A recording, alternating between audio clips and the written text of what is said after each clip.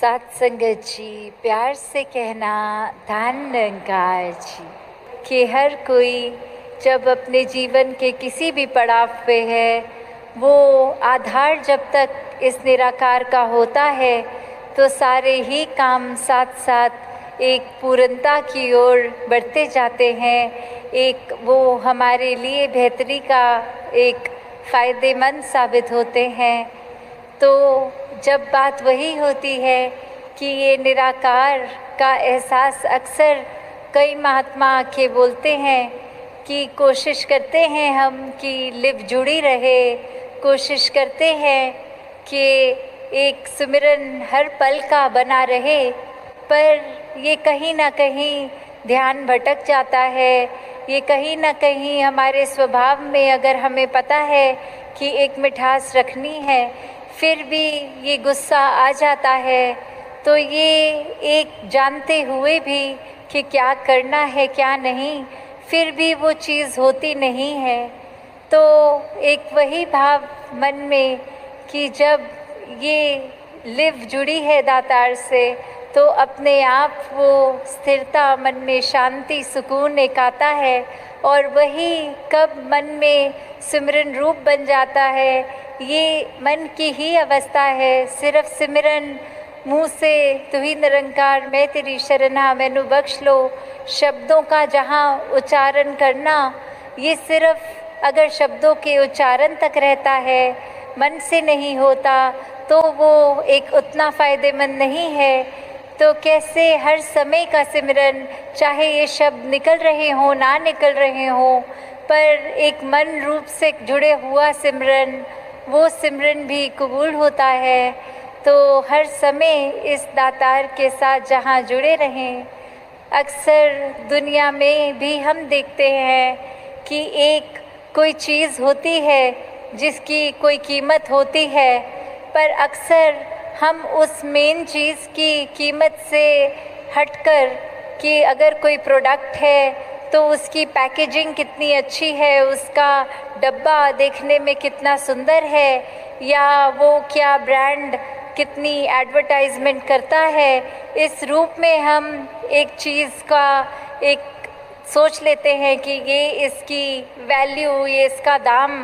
क्या हमारे को क्या पसंद करना है क्या नहीं, वो बहुत फैक्टर्स के साथ हम एक दुकान में जाके फिर उस चीज़ का चुनाव करते हैं। पर बात तो वही है कि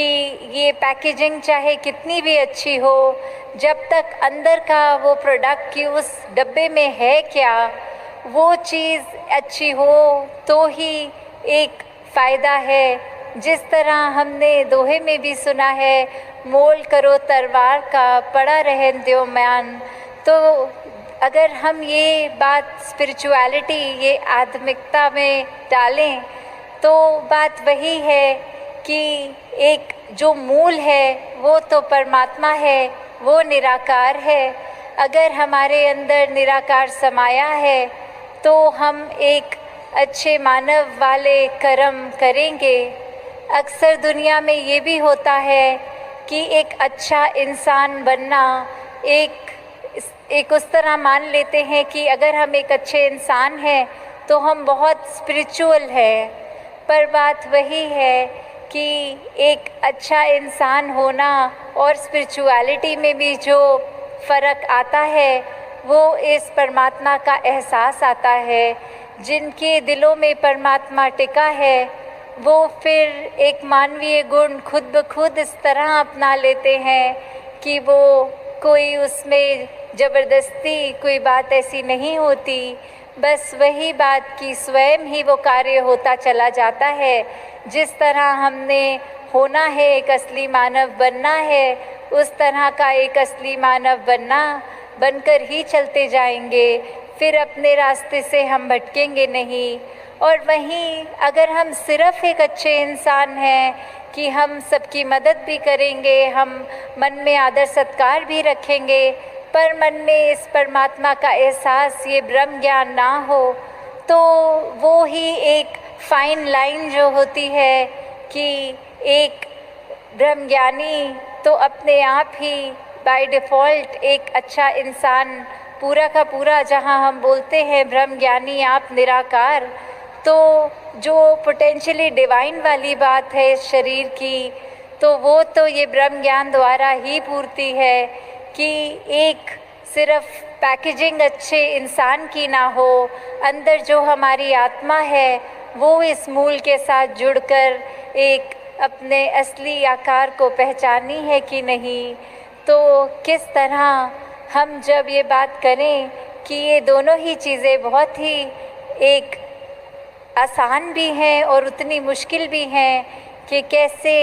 एक हम दुनिया में देखें तो कोई नास्तिक भी एक अच्छा इंसान हो सकता है, पर कैसे एक स्पिरिचुअल फैक्टर ही है जो सबसे इम्पोर्टेंट चीज़ उसमें। अक्सर हम एक चीज़ जो सबसे कीमती है उसके पीछे ना जाके उससे आसपास जो फैक्टर्स जुड़े हैं उसके ऊपर ही एक फोकस बना लेते हैं कि अगर कोई गिफ्ट किसी के लिए ख़रीदा तो उसमें ज़रूरी है कि वो जब गिफ्ट रैपिंग पेपर से खोल के वो डब्बा खोल के वो तोहफे में क्या है वो कैसा है, ना कि सिर्फ़ एक बहुत ही सुंदर वो पेपर वो रिबन बांध दें। तो कैसे एक जो मेन जो सामान है जो मूल है वो परमात्मा है, जब तक इसके साथ जुड़े हैं, जब तक इसके साथ पूरे दिल से सच्ची तरह जुड़े हैं, सिर्फ दिखावा नहीं तो सिर्फ ऊपरी सुनहरे कागज़ तो दिखावा ही बन जाते हैं उस तोहफे के लिए।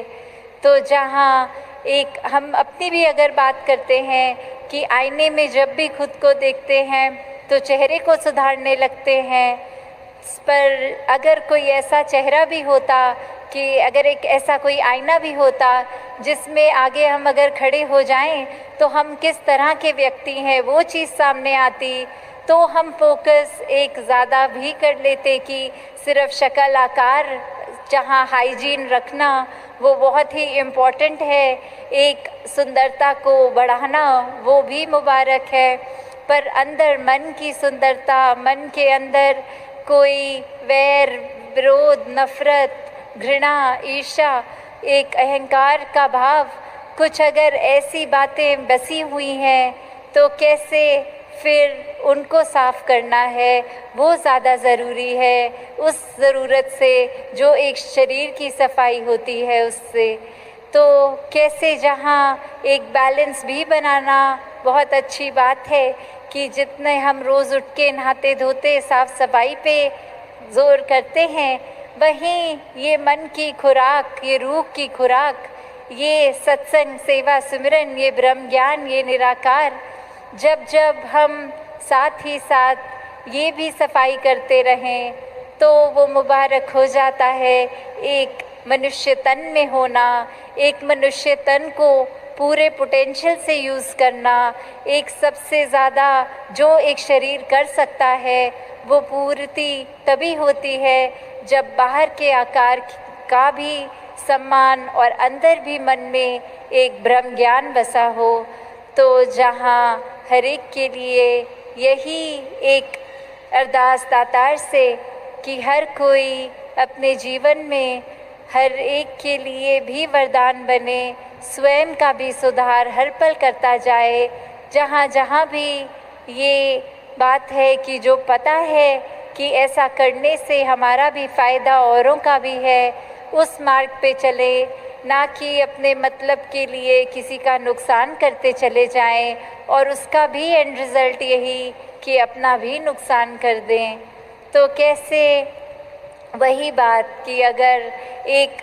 प्लास्टिक की मिनरल वाटर की बोतल भी हम अगर ख़रीदते हैं, उसको अपने बैग में संभाल के हम रखते हैं कि इसमें पानी है, ये बहुत ही कीमती है, अभी बहुत काम की चीज़ है, और जब हम पूरे का पूरा पानी पी लेते हैं तो फिर उस प्लास्टिक की बोतल को क्रश करके रिसाइकलिंग डस्टबिन में डाल देते हैं कि इसका अब कोई प्रयोग हमारे लिए नहीं है, अब इस प्लास्टिक को किसी और तरीके से कोई और काम में लगा ले। तो वही बात कि वो मूल जो पानी है, कीमत उसकी, चाहे वो बोतल तो कुछ समय के बाद फेंकी भी जाती है।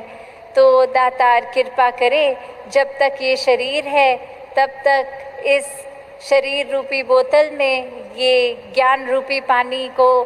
ठहरा के रखें, तभी इस शरीर की भी कीमत है। दासी और समय ना लेके इन्हीं शब्दों से आज्ञा लेगी। सात संगत जी, धन निरंकार जी।